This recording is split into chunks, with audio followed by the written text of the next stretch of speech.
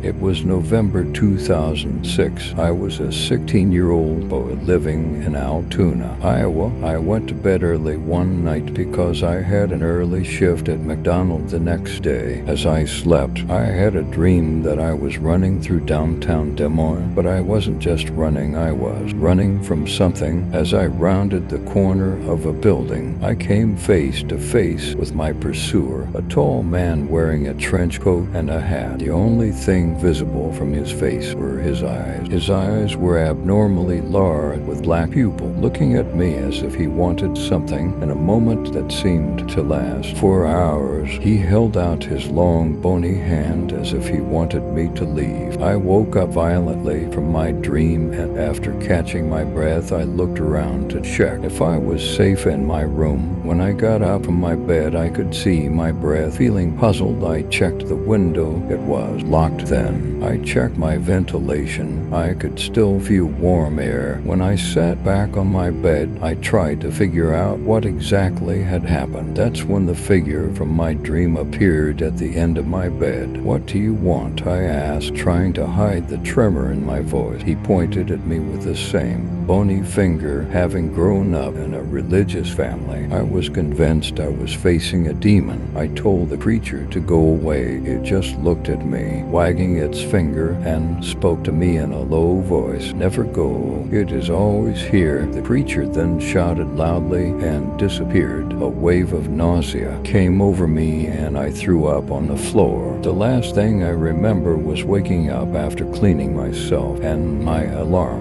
About a month had passed since that day, the day I saw the man in the hat in my bedroom. The Christmas season was in full swing. My parents were at home because they had been invited to an event, so it was just me and my three sisters. The next morning, I had to go to work early, so I decided to go to bed early. I put my head on my pillow and closed my eyes. Not even 30 seconds later, my sisters burst into my room and started singing annoying songs. It made me very angry, but I thought that if I ignored them, they would go away from me. That wasn't the case. As I pulled the blanket over my head, I started to feel the same cold feeling I had in November. When the annoying singing stopped, I looked up from under the blanket and saw the man standing in the corner of my room. In one swift move, he ran towards me and I fainted. When I finally came to, I realized that my sisters had locked themselves in the bathroom. When I knocked on the door, they told me to go away. I asked what happened, and all they said was that Mom and Dad were on their way home. I looked down and saw that my hand was slightly bloody. There were holes in the bathroom door and a broom was coming out of the wall. Then I went into the living room and found knives on the wall. The same feeling of nausea in November passed and I vomited again. While I was cleaning up, my parents came through the door. My father came to me immediately and beat me severely, then sent me to my room. I went to bed crying, not because of the beating, but because of my confusion. The next morning, my sisters reluctantly sat with me and told me what had happened. They said I had attacked them in a rage and tried to hurt them. They said my voice had changed to the point where they thought I was red, to the point where my eyes were bleeding. The last time I saw the man wearing the hat was in 2011. I moved into a new apartment, and after a long, stressful day of unpacking, I showered and got ready for bed. As I started to sleep, I started to feel that cold feeling again. I looked up and saw the man standing in front of me. The man's eyes were now red. He looked at me in a low voice, like on that November night, and said, "Never leave. He is always here." Thank you for watching. Don't forget to like the video and subscribe to my channel.